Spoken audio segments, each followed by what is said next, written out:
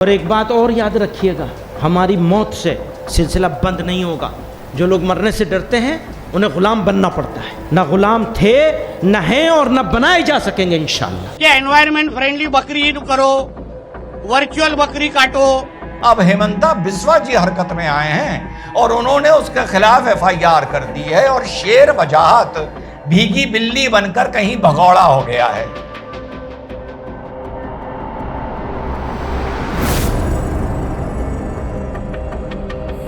Hello नमस्कार, सत श्री अकाल, अस्सलाम वालेकुम। कैसे हैं जनाब? साहब, उत्तर प्रदेश में महमूद मदनी साहब ने खुली चेतावनी दी है योगी आदित्यनाथ को, क्योंकि मामला चल रहा था मदरसों का। इसी बीच बकरीद को लेके भी कंट्रोवर्सी खड़ी हो रही है। महमूद मदनी क्या आपको दोहरा मापदंड दिखाऊंगा, और दोहरा मापदंड दिखाऊंगा बंगाल की सरकार का भी। तो साहब, बंगाल की एक छोटी सी खबर बता दें कि जो वजाहत था जिसने शर्मिष्ठा के खिलाफ FIR लिखाई थी, उसके बहुत से ऐसे ट्वीट मिले थे जहां वो हिंदू देवी देवताओं का घोर अपमान किया करता था। उस पर FIR हो गई थी, पर बंगाल की पुलिस कुछ कर नहीं रही थी। अब हेमंता बिस्वा जी हरकत में आए हैं और उन्होंने उसके खिलाफ FIR कर दी है और शेर वजाहत भीगी बिल्ली बनकर कहीं भगौड़ा हो गया है। और मैंने आप लोगों को उस टाइम ये भी बताया था, यही बताया था कि भैया शर्मिष्ठा पर किसी ने FIR करी ना, उसने कानून से मांगा और कानून से उसको छीनना आता है। तुम भी कानून से मांगना और छीनना सीख लो तो सारी समस्या का समाधान हो जाएगा। लेकिन दीदी 1500 किलोमीटर से शर्मिष्ठा को पकड़ लाई थी, पर उसको वजाहत नहीं मिल रहा था। तो अब हेमंता ने कहा है कि हम बात करेंगे वेस्ट बंगाल पुलिस से कि वजाहत को हमें सौंपा जाए, और जो शेर बना करता था वो इस टाइम भीगी बल्ली बन के कहीं भगौड़ा हो गया है।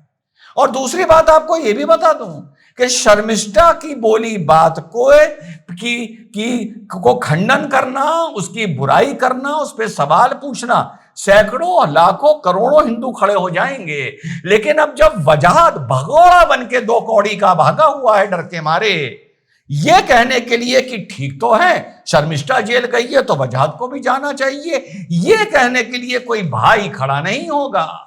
तो ये जो आप लोगों के यहाँ इंटेलेक्चुअल हैं, 1000 साल से इन लोगों ने आपकी पुंगी बजा रखी है। ऐसे इंटेलेक्चुअल आपके यहाँ होली दिवाली में भी मिल जाते हैं कि ग्रीन होली खेलो और ग्रीन दिवाली बनाओ। इसके चलते बकरीद को लेकर पर एक कंट्रोवर्सी खड़ी हो गई है। सुनिए राणे साहब ने क्या बोला। फुकट के एडवाइस दिए जाते हैं कि ड्राई होली मनाओ, एनवायरमेंट फ्रेंडली होली मनाओ, जब भी हमारे दिवाली आते हैं तभी पटाखे मत बजाओ, उसके वजह से एनवायरमेंट को हानि होती है। अभी वही सब जो कोई फुकट के जो ये एडवाइस देने वाले अभी बकरी ईद के टाइम क्यों बोलते नहीं कि एनवायरमेंट फ्रेंडली बकरी ईद करो, वर्चुअल बकरी काटो। तो ये बात इन्होंने बोली।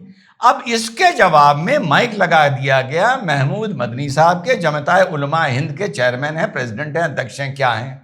सुनिए उनकी इस बात पर ये मदनी साहब क्या अपना रिएक्शन देते हैं। बड़े ध्यान से सुनिएगा जो उन्होंने बात बोली। हिंसक हो सकता है, कानून को अपने हाथ में ले सकता है, और पार्टी को, और उसकी कोई गलती नहीं है, पार्टी को चिंता करनी चाहिए और इस पर चिंतन करना चाहिए।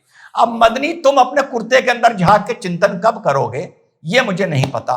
पहले ये सुन लो कि उत्तर प्रदेश में नेपाल की सीमा के पास जो अवैध मदरसों के खिलाफ एक कार्रवाई चल रही है, अवैध मदरसे तोड़े जा रहे हैं, उस मामले को लेके मदनी ने क्या बयान दिया है, आप लोग जरा ये सुनिए। बिरादरान वतन में वो लोग जो समझदार हैं, बात सुनने के लिए तैयार हैं, हम उनका जूता अपने सर पे लेके चलने के लिए तैयार हैं। हमारे वतन में जो लोग समझदार हैं, हमारी बात सुनने को तैयार हैं, हम उनका जूता अपने सर पर लेकर चलने को तैयार हैं। अच्छा चलो मदनी, लिस्ट बताओ कि कौन कौन तुम्हारी बात सुनने को तैयार है। ममता भी दीदी तैयार हैं, अखिलेश यादव तैयार हैं, तेजस्वी यादव तैयार हैं, राहुल गांधी तैयार हैं। तो बस यार इसी बात पर उनका जूता और जूती अपने सर पे लेकर 1 किलोमीटर चल दो तो मजा आ जाएगा कि तुम अपनी बात के बिल्कुल खरे हो।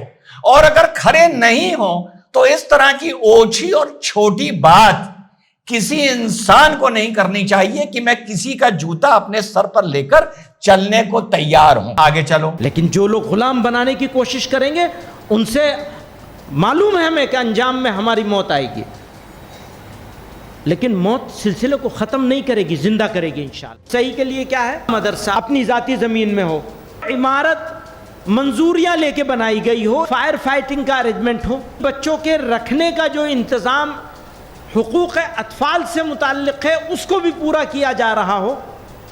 सरकार फिर भी अगर ख़राब करना चाहे, दुश्मनी पर उतर आए, तो समझ लीजिए, एक बात याद कर लीजिए, फिर लड़ाई होगी ज़िंदगी और मौत के बीच का कोई रास्ता नहीं। और एक बात और याद रखिएगा, हमारी मौत से सिलसिला बंद नहीं होगा। जो लोग मरने से डरते हैं उन्हें गुलाम बनना पड़ता है। ना गुलाम थे, न हैं और न बनाए जा सकेंगे इंशाअल्लाह। क्या बोली बात मदनी ने। अभी मदनी क्या बोल रहा था कि राणे जैसे नेताओं की बात सुन के आम आदमी और जाहिल कानून को अपने हाथ में ले सकता है, ये मदनी ने बोला। तो मदनी ये बता, तूने जो अभी इतनी देर की लफ्फाजी की, इस बात को सुनकर कोई आम मुसलमान या जाहिल मुसलमान हिंसक नहीं हो सकता। तूने अपने मुंह से बोला कि अगर मदरसा अपनी जमीन पर है, लीगल है, इजाजत से बना है, सारे जो पैरामीटर्स हैं उन पर खरा उतर रहा है, तो उसको कोई हाथ नहीं लगा सकता। तो अब तू पहले यह बता मदनी कि जो उत्तर प्रदेश की नेपाल सीमा से जुड़े हुए मदरसों के खिलाफ, अवैध मदरसों के खिलाफ कैंपेन चल रहा है, उसमें क्या ऐसे कुछ मदरसे हैं जो लीगल थे, अपनी जमीन पे थे, जिनका नक्शा पास, ये मैं नहीं बोल रहा, ये मदनी बोल रहा है, मुसलमानों, नक्शा पास था, रजिस्टर्ड थे, सब चीज थी, फायर फाइटिंग इक्विपमेंट भी था, बच्चों के रहने का इंतजाम भी था, सब चीज ठीक थी। तो क्या उनमें ऐसे मदरसे हैं, या तू सिर्फ हवा में ऐसी बात बोल रहा है जिससे एक आम जाहिल मुसलमान को यह लगे तेरी बात सुनकर कि जो एक हमारे जायज मदरसे हैं या इजारे हैं वो तोड़े जा रहे हैं, और क्या इस बात से वो हिंसक हो सकता है या नहीं हो सकता है। पहली ट्रेजेडी तो वजहाद वाले केस में, शर्मिष्ठा वाले केस में हिंदू भाइयों मैंने आप लोगों को बता दी। दूसरी ट्रेजेडी बता दूं पर वीडियो खत्म करूंगा। अशोका यूनिवर्सिटी का एक प्रोफेसर गिरफ्तार करके जेल भेजा गया था, जिसने कुछ ऑपरेशन सिंदूर पर सवाल उठा दिए थे। याद है आप लोगों को भेजा गया था। मैंने तब यह बात पूछी थी कि क्या इस तरह की बात कोई मुस्लिम नेता करता तो क्या तुम उसको जेल भेजते, तो इसका जवाब था ना भेजते। यहां पर मदनी खुला तौर पे कौम को भड़का रहा है, बिना किसी सबूत, बिना किसी एविडेंस पे कौम को भड़का रहा है, एक हाइपोथेटिकल सिचुएशन को क्रिएट करके कौम को भड़का रहा है। या मदनी ये बताए कि ये लिस्ट है हमारे 17-18 मदरसों की जो लीगल थे, रजिस्टर्ड थे, हमारी जमीन पर थे, कोई डिस्प्यूट नहीं था, और योगी आदित्यनाथ ने आके उसको तोड़ दिया।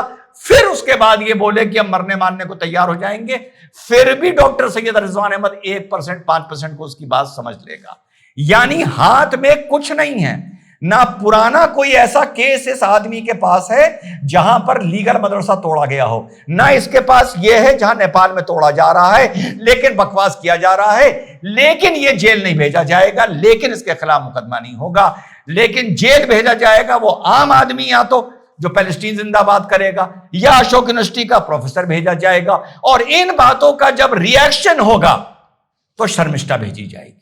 ये पूरी सोशियो रिलीजियस पॉलिटिकल स्टोरी है भारत की। ये चक्कर रुकने का नाम नहीं ले रहा, ये चक्कर घूमता जा रहा है। इसको बोलते हैं विशियस साइकिल। जय हिंद, वंदे मातरम, खुदा हाफिज।